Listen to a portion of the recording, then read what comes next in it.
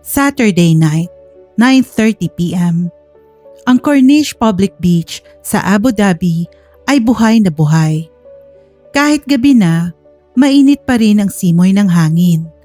Ang tipikal na humidity ng Middle East na dumidikit sa balat. Pero hindi ito alintana ng mga tao. Ang tunog ng hampas ng alon ay humahalo sa tawanan ng mga pamilya, tunog ng mga nagigitara at amoy ng charcoal. Sa isang medyo tago na spot malapit sa Gate 4, naglatag ng malaking banig si Rico at ang ibang Pinoy staff ng Lushelle. Ito ang Lushelle Underground Staff Party. Bawal ang boss, bawal ang work talk, at higit sa lahat, bawal ang English. Nakaset up ang potluck. May inihaw na liempo na medyo sunog ang balat pero juicy sa loob. Pansit bihon na luto ng nanay ni Rico na binenta sa kanila ng 150 dirhams at lumpiang Shanghai ang pambansang pagkain ng staff party. Day, pakiabot ng sausawan. Sigaw ni Rico. Angie sat on the mat, wearing denim shorts and a loose white t-shirt. Her hair was down, swaying with the sea breeze. She looked relaxed, far from the stiff-head waitress in a pencil skirt. Ay, grabe, ang sarap ng hangin. Angie sighed, holding a red plastic cup. Nakakamiss ang dagat sa Pinas. Kahit walang alon dito, pwede na. Yes, I agree. It's really masarap. Sagot ni Pierre, ang kaisa-isang French-Indian na na-invite kasi honorary Filipino na siya dahil love niya na din ang Filipino food and loves to party with the Pinoys. Rico, pasta lumpia. I need the golden stick of happiness. Habang nagtatawanan sila, may humintong sasakyan sa parking lot sa di kalayuan. Isang itim na Audi A8. Bumaba ang driver. Natahimik ang playlist ng Eraserheads. Si Chef Luke. Hindi siya naka-chef's jacket. Naka-navy blue linen shirt siya na nakatupi ang sleeves hanggang siko at khaki shorts. Sa unang tingin, hindi siya mukhang terror chef. Mukha siyang model ng Lacoste na naligaw sa picnic ng mga mortal. May dala siyang 2 box ng gourmet pizza, truffle and mushroom bilang contribution. Hala, Bulong ni Rico. nandito ang dragon. Sinong nag-invite? That would be me. Sabi ni Pierre. I told him we have food. He looked sad in the kitchen. Angie's heart skipped a beat. She remembered the Corniche cat scene, the loneliness. Lumapit si Luke sa grupo. Medyo awkward siya. He stood there, holding the pizza boxes like a shield. Bonsoir. Luke said stiffly. I was in the neighborhood. Pierre said you had a gathering. Chef, we're glad you came. Bawi ni Rico. Abot tenga ang ngiti. Plastic mode on. Sit, chef. Don't be shy. Feel at home. There's no table but maafi mushkila. No problem. Luke looked at the sand. He looked at his expensive boat shoes. Then, surprisingly, he kicked off his shoes and sat on the banig. Thank you. Luke said, placing the pizza down. I bought pizza from the Italian place next to the hotel. It is edible. Wow, truffle. Sigaw ni Rico. Sosyal. Chef, try this one. Filipino barbecue. Street food style. Inabot ni Rico ang isang stick ng barbecue. Kulay itim at pula ang sauce. Luke inspected the meat like a scientist examining a bacteria sample. It is very dark. Luke observed, sniffing it. Is it burnt? Or is this the color of the anemone? It's charred, chef. That's flavor. Tawa ni Angie, handing him a tissue. Don't analyze it. Just eat it. It's sweet, salty, and smoky. Tumingin si Luke kay Angie. She looked different tonight. Softer. The moonlight caught the curve of her smile. Okay, Luke nodded. for the experience. Kinagat ni Luke ang barbecue. Tumahimik siya. Ngumunguya. The flavor exploded in his mouth. The caramelization of the banana ketchup and sugar, the soy sauce, the calamansi, the garlic. It was unrefined, messy, completely against French culinary rules, but mon Dieu, it was delicious. It is... Luke paused, wiping sauce from his lip. How is it, chef? Is it good? Kaba ni Rico. It is aggressive, Luke admitted. but acceptable. The marinade has complexity, umami. Sus, just say masarap, chef. Asar ni Rico. Pierre, why don't you give Chef Luke some rice? After eating, nilabas ni Rico ang kanyang secret weapon. Isang malaking pitcher na puno ng kulay orange na inumin. May mga hiwa ng orange at apple na lumulutang. Okay, hydration check. Sigaw ni Rico. My special blend. 4 Seasons juice with vitamins. Para lumakas ang resistensya nyo sa stress. Nagsalin si Rico ng mga red cups. Puno. Inabot niya ang isa kay Luke. Chef, juice with secret ingredient. It will surely refresh your soul. Luke took the cup. Ininom ni Luke ang juice. Matamis, malamig, lasang mango orange pineapple. Very tropical. Wala siyang nalasahan na alak. Refreshing. Comment ni Luke. Good vitamins. I like the mango note. Angie drank hers too. Rico, ang sarap ah. Anong brand ng juice to? Secret recipe, Day. Kindat ni Rico. Ang hindi alam ni Luke at ni Angie, ang vitamins na tinutukoy ni Rico ay Absolute Vodka. Kalahating bote ang hinalo niya sa pitcher. Hinaluan niya ng maraming yelo at asukal para matago ang lasa ng alak. Ito ang tinatawag sa Pinas na traidor. Lasang juice, pero sisipain ka pag tumayo ka na. Nakadalawang baso si Luke. It is tasty. Sabi niya, asking for a refill. Nakatatlong baso si Angie. Ang init no? Sabi niya, nagpupunas ng pawis sa leeg. Habang tumatagal ang gabi, they started loosening up. Ang tawa ni Luke ay naging mas malakas. Ang kwento ni Angie ay naging mas madaldal. Nawala ang chef at head waitress. Naging Luke at Angie na lang sila. Luke found himself watching Angie laugh.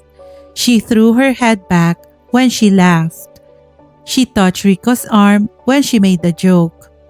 Why have I never noticed how her eyes sparkle? Luke thought hazily. Or maybe it is the juice. 11:30 p.m. Ubus na ang Shanghai. Ubus na ang liempo. At ubus na ang jungle juice ni Rico. Namumula na ang pisngi ni Angie. Namumungay na ang mata ni Luke.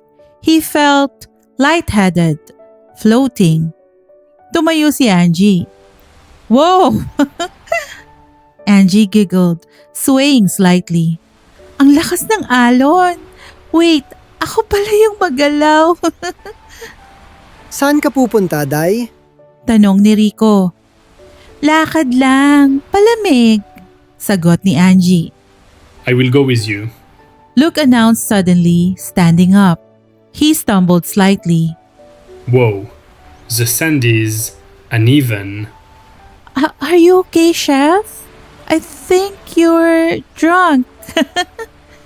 Tawa ni Angie, holding his arm to steady him. I am not drunk. Tanggi ni Luke, trying to look dignified even though his face was flushed. I am French. We drink wine for breakfast. We do not get drunk on fruit juice. I am just happy.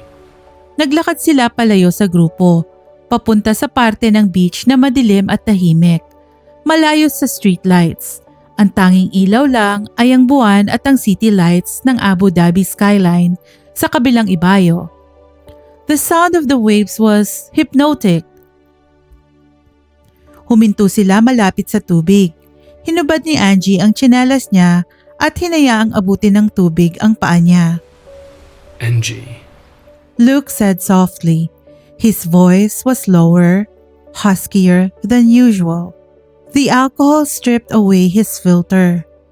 Angie turned to him. The moonlight hit his face. Even drunk, he was devastatingly handsome. His hair was messy from the wind. His eyes were dark pools of intensity looking straight at her. Yes, Luke, she whispered. She liked saying his name. Luke stepped closer.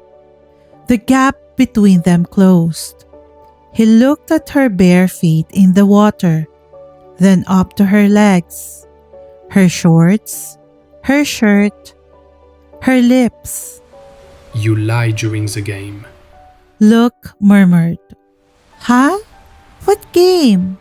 Angie blinked, trying to focus. Her brain was fuzzy but her heart was racing. Truth or dare? Luke took another step. He was now in her personal space. You said your ideal man feeds cats. You saw me at the breakwater, didn't you? Angie looked down, guilty. Well, yes. You looked sad, different. Different how? So it's confirmed. You are human, Angie admitted softly.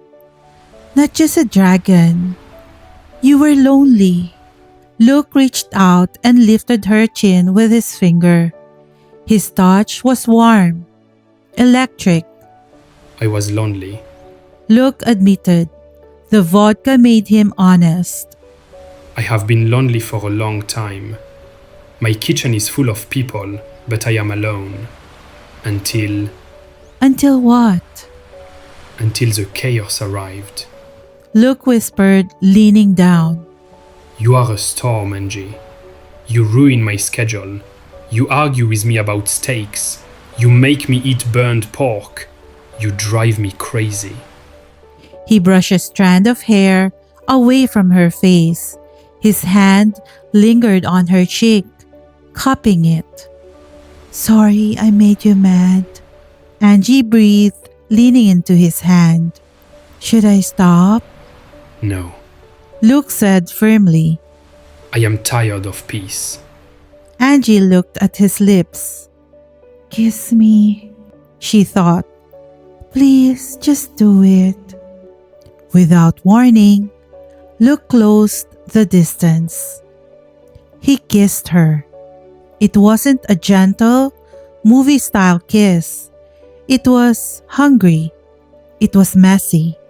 It was the taste of 4 seasons, vodka, salty air, and months of repressed longing. Luke's arms wrapped around her waist, pulling her flush against him. The force of it almost knocked the wind out of her. Angie gasped, then melted. She stood on her tiptoes, wrapping her arms around his neck, pulling him closer, burying her fingers in his messy hair. His lips were soft but demanding.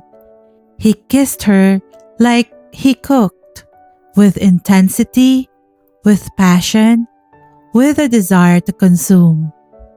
Angie felt fireworks, hindi lang sa utak niya kundi sa buong katawan niya. Ito yung feeling na hindi niya naramdaman kay Jason. Kay Jason, comfortable. Parang lumang tsinelas. Dito kay Luke, dangerous. Parang apoy. Consuming, terrifying. For a moment, nothing mattered. Walang restaurant, walang head waitress title, walang past, walang rules. Just the two of them under the Arabian moon, entangled in the dark. Luke groaned against her mouth, deepening the kiss. He tasted like expensive mint and sweet mango juice. I could stay here forever, Angie thought dizzily. I think I love him. But then, reality crashed in. Luke's hand slid down her back, pressing her closer. His brain, foggy with alcohol, suddenly flashed a warning. Colleague, staff, head waitress, subordinate, danger! Biglang humiwalay si Luke. He pulled back as if he had been burned by a hot pan. Hinihingal silang dalawa. Angie's lips were swollen. Luke's eyes were wide with realization and horror. The alcohol fog cleared for a second, replaced by panic. Huh? What did I just do? Luke thought. Tinitigan niya si Angie. She looked beautiful, disheveled, looking at him with stars in her eyes, waiting for him to say something sweet. And that terrified him. Naalala niya si Amelie. Naalala niya ang gulo, ang unprofessionalism, ang sakit nung nasira ang trabaho dahil sa love life. Since then, he had a golden rule. Never date a colleague. Never mix pleasure with the pass. The kitchen comes first. At ngayon, hinalikan niya ang head waitress niya. He had crossed the line again. Merde. Luke whispered, stepping back. He ran a hand over his face aggressively. No, no, no, no. Luke? Angie reached out, confused. Are you okay? Luke flinched away from her touch. We should go. Luke said coldly. His voice changed instantly. Nawala ang lambing. Bumalik ang dragon. Rico is waiting. I will call you a taxi. Huh? Taxi? Angie asked, hurt. The sudden change was like a slap.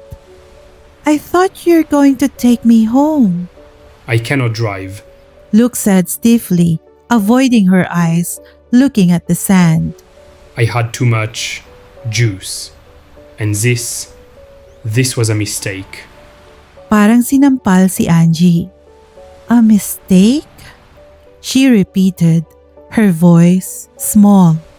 Yes, Luke said firmly, turning his back to her to hide his own pain. the alcohol. It was the alcohol. I am your boss, Angie. This is inappropriate. Forget this happened. Forget it? Angie felt tears prick her eyes. Is it that easy for you? Yes. Luke lied. Go back to the group. I will walk to the hotel. Do not follow me. Naglakad si Luke palayo ng mabilis. Iniwan si Angie na nakatayo sa dilim. Lasing, litong-lito, at unti-unting nadudurog ang puso. Sunday morning, 9 a.m. Pumasok si Angie sa Luciel na may halong kaba, sakit ng ulo dahil sa hangover at excitement. Kahit sinabi ni Luke na mistake yung kagabi, umaasa si Angie. Lasing lang siya. Natakot lang siya. But surely, that kiss meant something. Hindi ka humahalik ng ganun kung wala kang nararamdaman. Nakaayos si Angie. Nag-perfume siya. Nag-lipstick na medyo pink. Iniisip niya na baka pag nakita siya ni Luke, magbabago ang isip nito. Baka mag-usap sila ng masinsinan. Good morning! Bati ni Angie pagpasok sa kusina. Nandun si Luke sa pass. Naka-pristine white jacket. Seryoso. Nag-check ng inventory. Walang trace ng beach look. Walang trace ng pizza look. Angie walked up to him. Her heart was racing. "Hi, Chef," she said softly, searching his eyes for any sign of the man from the beach. "About last night?" Luke didn't even look up from his clipboard. Table 4 needs new cutlery. Luke said. His voice was ice cold. "Robot." And tell the runners to stop dragging their feet. I hear squeaking. It is annoying. Angie froze. "Look," she whispered, trying to catch his gaze. Luke slammed the clipboard down. He turned to her. His eyes were blue steel. Walang emosyon, walang chaos, walang storm. It is chef. Luke corrected her sharply. We are at work, Miss Capistrano. Professionalism is required. Do not bring your personal delusions into my kitchen. Delusions? Angie felt the blood drain from her face. Delusions? Angie's voice shook, hurt replacing the hope. So last night was just nothing? The kiss? It meant nothing? Was that just my delusion? Luke clenched his jaw. He wanted to say, It meant everything. He wanted to say, I haven't slept because I can still taste you. He wanted to grab her and kiss her again. But he was a coward. He chose the armor. You were drunk. I was drunk. Luke said robotically, staring past her ear. It was a chemical reaction to bad vodka. Nothing more. Do not read into it. I do not date staff. It is my golden rule. Break it and the kitchen collapses. I will not destroy my career for a fling. Fling. Ang masakit na salita ay tumago sa dibdib ni Angie.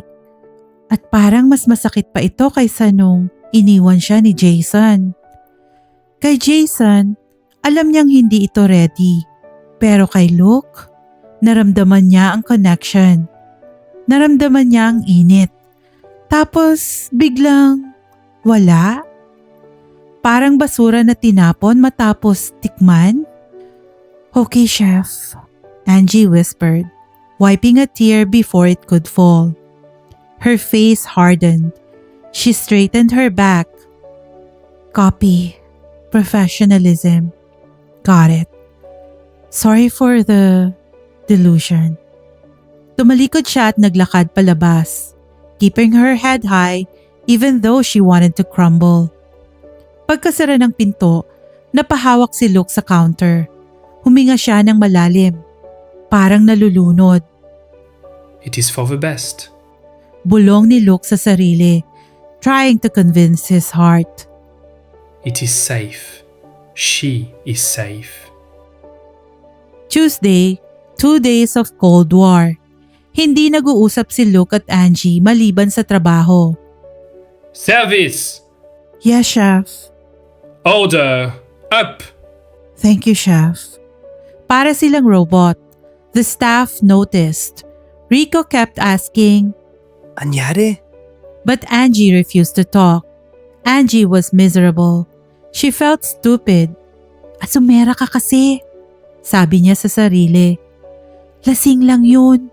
Move on ka na, Angie. Andito ka para magtrabaho, hindi para lumandi. Lunch service. Bumukas ang pinto ng restaurant. Dumating si Karim, ang Sheikh's nephew, na VIP. Pero hindi siya pumasok para kumain. Pumasok siya na may dalang malaking bouquet ng pink tulips. Sobrang mahal nito. Rare, imported pa from Holland. Naglakad siya diretso kay Angie na nasa hostess stand. Suot niya ang pinakamagandang kandura niya. For the lady who saves the day. Karim announced loudly, enough for the whole restaurant and the open kitchen to hear. Inabot niya ang flowers kay Angie. Sir Karim! Gulat na tanong ni Angie. What is this? I heard you looked sad lately. Karim smiled charmingly. He was handsome, rich, wealthy, and openly adoring. Everything Luke was refusing to be. I do not like seeing clouds cover the sun. I want to take you out. Dinner. Tonight. Not as a guest, but as my date. Sa kusina, napatigil si Luke. Hawak niya ang kutsilyo. Nakatingin siya sa eksena mula sa past. Nakita niya si Angie na hawak ang pink tulips. Nakita niya si Karim na nakangiti. Huminto ang mundo ni Luke. Say no. Luke thought desperately. Tell him you are busy. Tell him you hate pink tulips. Tell him you like the grumpy chef. Tumingin si Angie sa kusina. Nagkatinginan sila ni Luke. Angie looked for a sign. Stop me, Luke. Tell me not to go. Just look at me with warmth. But Luke panicked. He put on his mask. He looked at her coldly, then turned away to shout at the comic chef. Check the soup. It is boiling. Ang sakit. He really doesn't care, Angie thought. Why should I cry over a man who calls me a mistake? Angie turned back to Karim. She smiled, a real, determined smile. If Luke wanted to be cold, she would find warmth elsewhere. I would love to, Karim, Angie said loud and clear. Dinner sounds perfect. Excellent. Karim beamed, kissing her hand. I will pick you up at 8. Wear something breathtaking. Bumagsak ang balikat ni Luke. Narinig niya ang, yes. Merde. Luke whispered, feeling a pain in his chest that no vodka could fix. It felt like he swallowed a knife. He turned back to his stove. He turned up the fire too high. Fire! Luke shouted at no one. Everything is on fire! And for the first time in 10 years, Chef Luke burned the onions. Hello kabayan! Maraming salamat sa pagsubaybay sa Kwentong Pag-ibig True Stories channel. Sana nagustuhan nyo itong chapter ng kwentong ito. Para ma-notify ka kapag na-publish na ang susunod na chapter, please subscribe and hit the notification bell para lagi kang updated sa talaga namang kaabang-abang na mga kwentong pag-ibig. Salamat ulit at hanggang sa muli!